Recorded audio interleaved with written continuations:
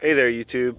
My name's Cal. I just want to give you a little update on the progress of my 2018 Chevy Silverado, things I like, things I don't like, and upgrades I made along the way.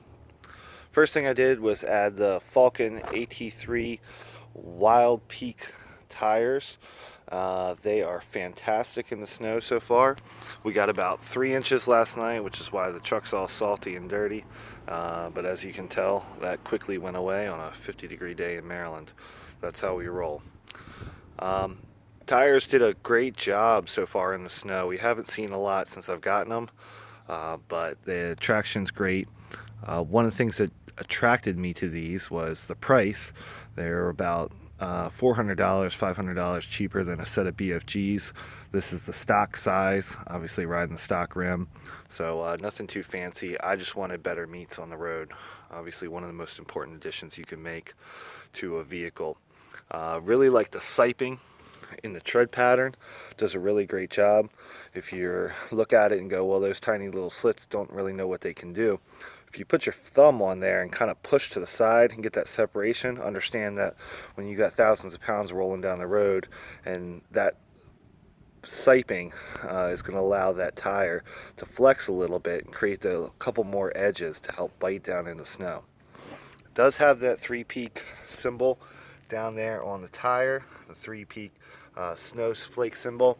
Did a lot of research in looking at tires, and what I found was that a lot of the AT tires did not have that symbol, and that is one of the only symbols that's out there that actually indicates a scientific test that took place. Now, the Canadian and American rubber manufacturers put off that certification. Tire manufacturers submit their tires to that agency, who then does the testing to make sure that they do have enough traction in snow and ice and poor weather conditions. I read a lot about, in fact, that in the province of Quebec, they are required during the winter months, and you can't have a tire without that certification. I didn't want to go with a true snow tire because I didn't want to have to be swapping them back and forth. But I really like these so far. They were a good budget choice, and hopefully I'll get some good years out of them. Only about 3,000 miles on them so far, but I like them. They're nice and quiet. Don't make any more noise than the standard stock tires that came on there.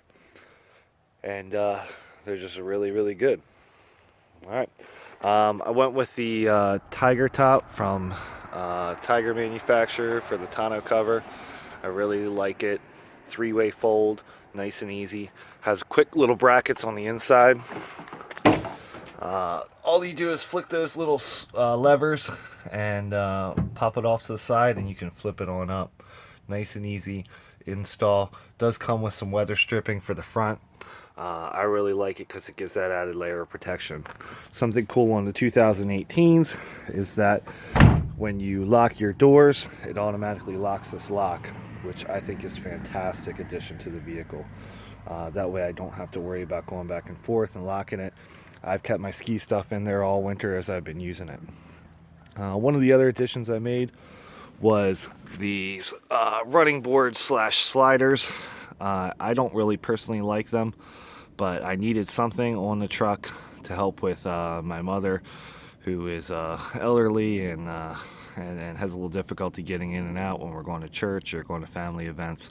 This is the family vehicle, so she needed a little extra step to help her get in her older age, and these do the job. I personally don't like them because when I slide and get out of the truck, I end up rubbing my legs up against them, which isn't a big deal unless they're like covered with salt and snow, and then I get my pants all dirty on the way into work because I forget. One of the other things I did do was add a little tint to the front to match the rear. That ended up only being about $60. Really like that. The running boards were about $268, I think, on Amazon, and then the tonneau cover was about $268. I think my tires ran me about $760 for a set of 4 installed. Last little addition I made was I have traditionally run a typical hitch on the back, but I went with a shackle hitch so that I could, for the winter time, so if any sort of snow emergencies came up, I could do that. The only other thing I'd like to add on to it along the way is to figure out a good way to mount lights. I'm not a fan of the bull bars, so I don't want to add anything onto the front because it just looks so freaking nice. I just love the 18 front. And so I don't want to do that. I haven't found anybody who's got a good package where I could slide the lights in behind the grill. And I don't want to add lights to the top. So this is what I'm facing. If anybody has any suggestions of a good way to keep that front end stock and keep the roof stock, but throw some of those amazing lights that I've been looking at online, that would be awesome.